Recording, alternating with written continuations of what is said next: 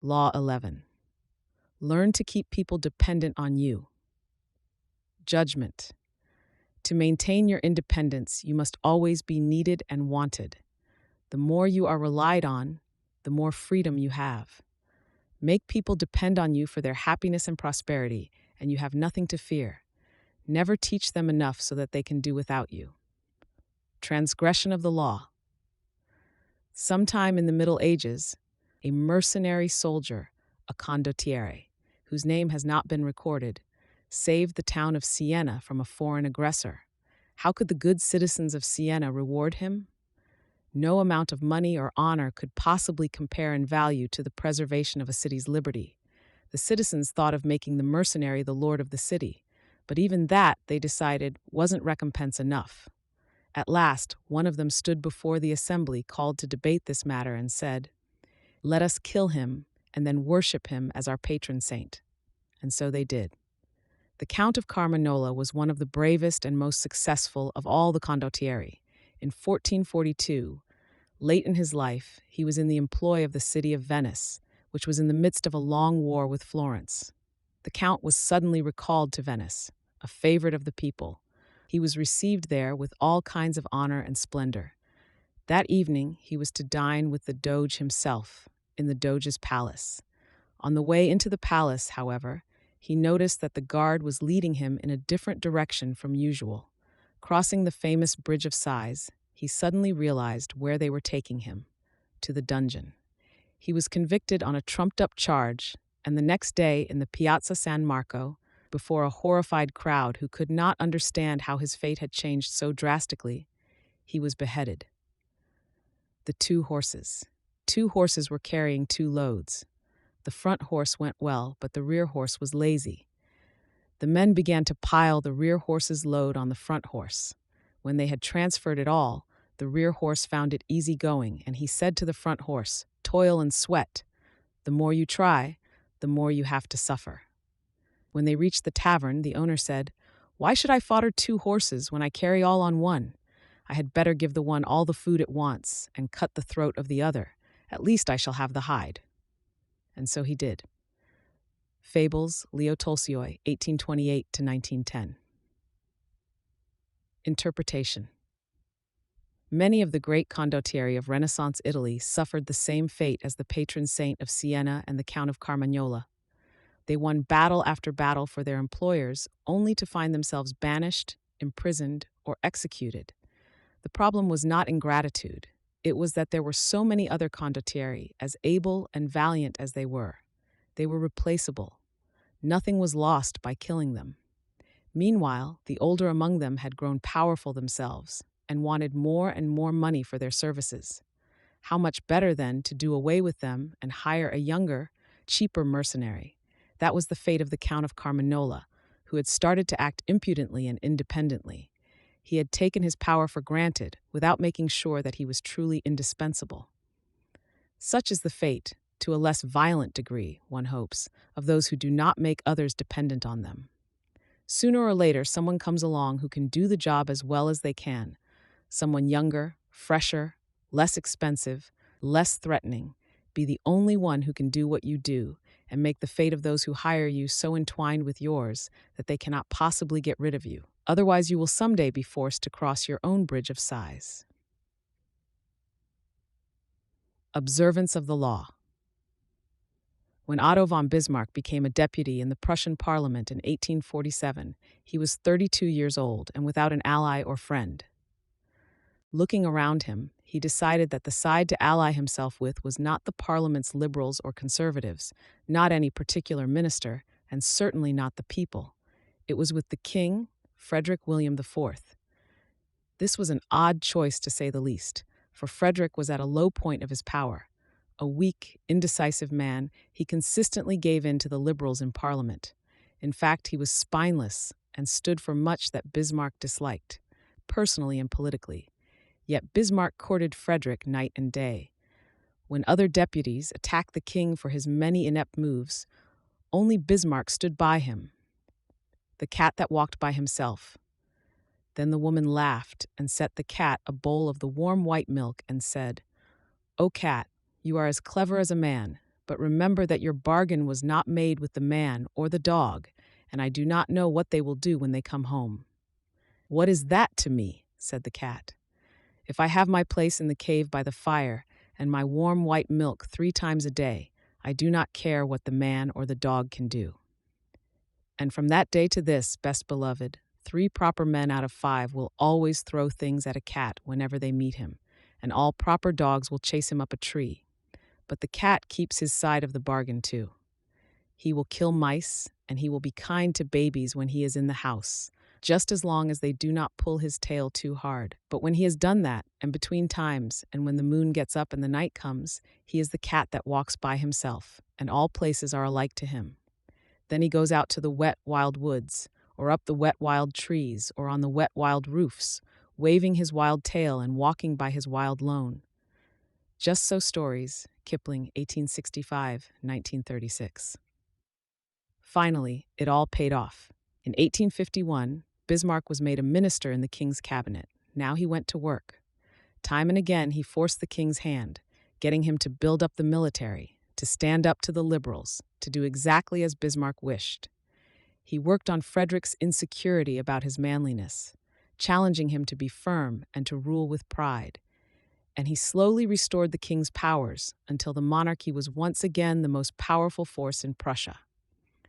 When Frederick died in 1861, his brother William assumed the throne. William disliked Bismarck intensely and had no intention of keeping him around. But he also inherited the same situation his brother had, enemies galore who wanted to nibble his power away. He actually considered abdicating, feeling he lacked the strength to deal with this dangerous and precarious position. But Bismarck insinuated himself once again. He stood by the new king, gave him strength, and urged him into firm and decisive action. The king grew dependent on Bismarck's strong-arm tactics to keep his enemies at bay, and despite his antipathy toward the man, he soon made him his prime minister. The two quarreled often over policy. Bismarck was much more conservative, but the king understood his own dependency. Whenever the prime minister threatened to resign, the king gave in to him, time after time. It was in fact Bismarck who set state policy. Years later, Bismarck's actions as Prussia's prime minister led the various German states to be united into one country. Now Bismarck finagled the king into letting himself be crowned Emperor of Germany. Yet it was really Bismarck who had reached the heights of power. As right-hand man to the emperor and as imperial chancellor and knighted prince, he pulled all the levers. Most young and ambitious politicians looking out on the political landscape of 1840s Germany would have tried to build a power base among those with the most power. Bismarck saw different. Joining forces with the powerful can be foolish. They will swallow you up, just as the Doge of Venice swallowed up the Count of Carmagnola. No one will come to depend on you if they are already strong. If you are ambitious, it is much wiser to seek out weak rulers or masters with whom you can create a relationship of dependency. You become their strength, their intelligence, their spine, what power you hold. If they got rid of you, the whole edifice would collapse. Necessity rules the world. People rarely act unless compelled to. If you create no need for yourself, then you will be done away with at first opportunity. If, on the other hand, you understand the laws of power and make others depend on you for their welfare, if you can counteract their weakness with your own iron and blood, in Bismarck's phrase, then you will survive your masters as Bismarck did. You will have all the benefits of power without the thorns that come from being a master.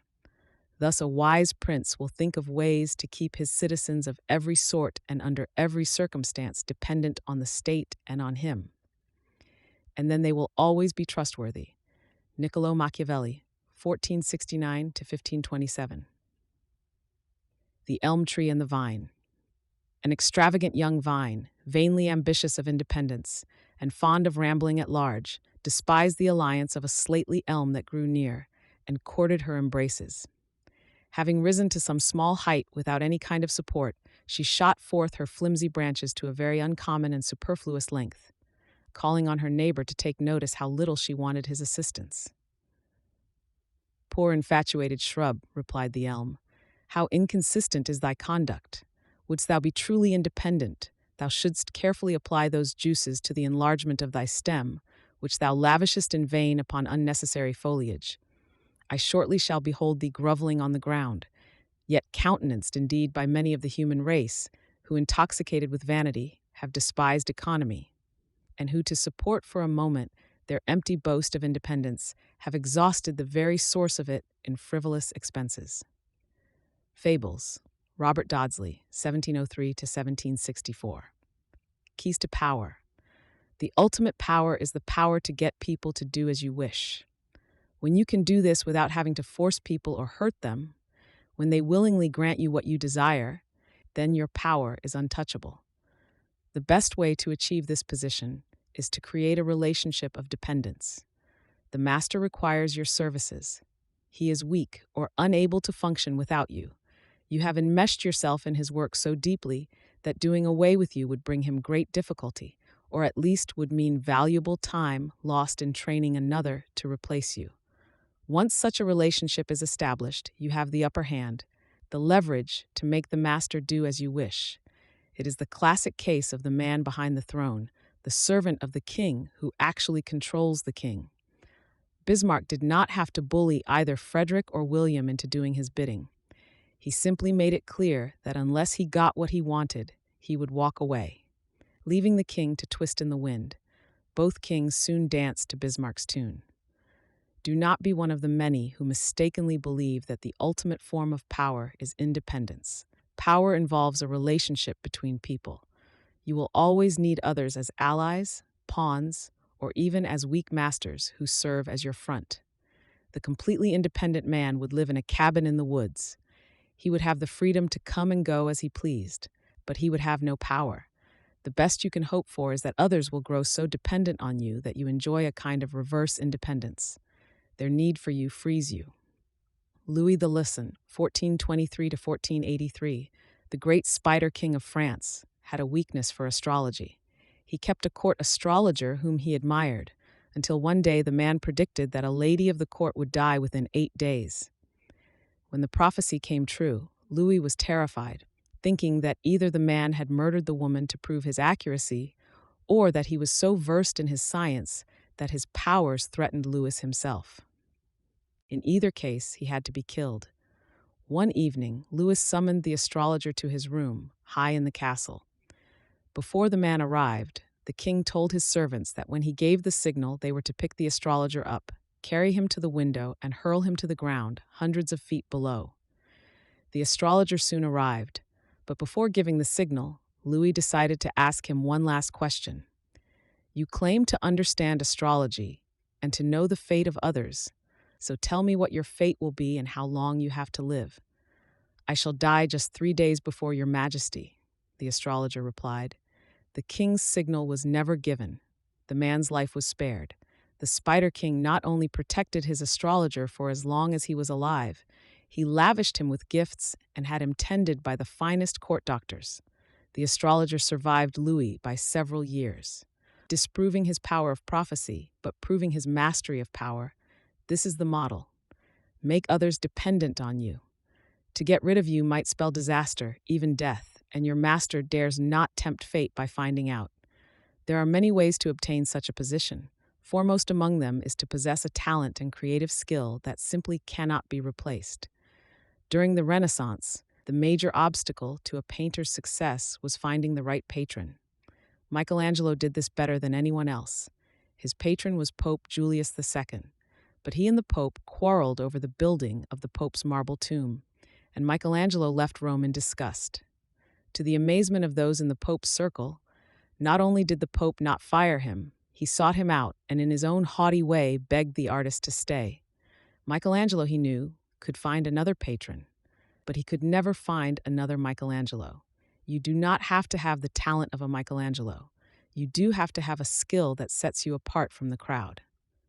You should create a situation in which you can always latch on to another master or patron, but your master cannot easily find another servant with your particular talent. And if, in reality, you are not actually indispensable, you must find a way to make it look as if you are. Having the appearance of specialized knowledge and skill, gives you leeway in your ability to deceive those above you into thinking they cannot do without you. Real dependence on your master's part, however, leaves him more vulnerable to you than the faked variety, and it is always within your power to make your skill indispensable. This is what is meant by the intertwining of fates.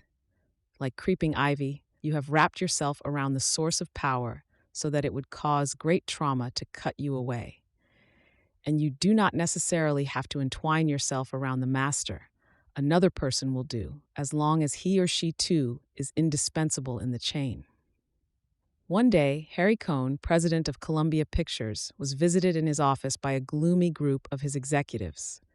It was 1951 when the witch hunt against communists in Hollywood, carried on by the U.S. Congress's House Un-American Activities Committee, was at its height. The executives had bad news. One of their employees, the screenwriter John Howard Lawson, had been singled out as a communist.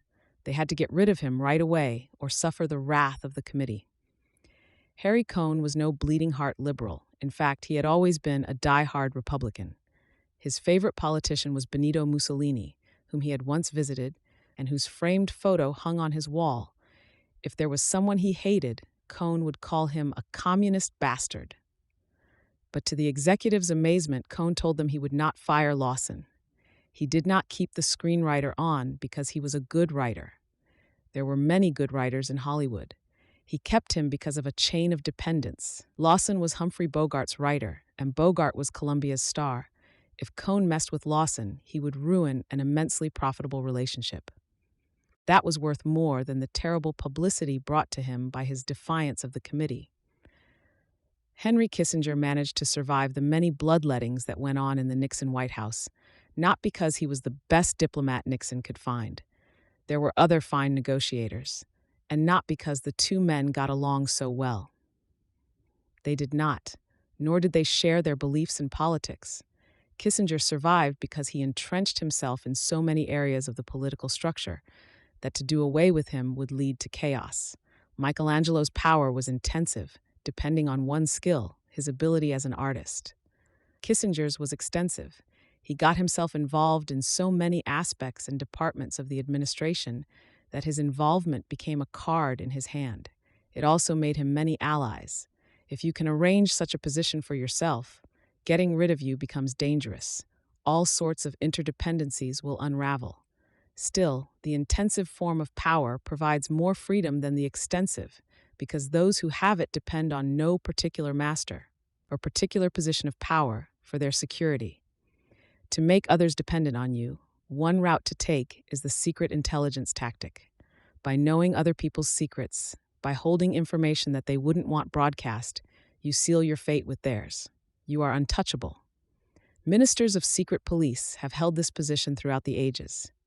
They can make or break a king, or, as in the case of J. Edgar Hoover, a president, but the role is so full of insecurities and paranoia that the power it provides almost cancels itself out. You cannot rest at ease, and what good is power if it brings you no peace?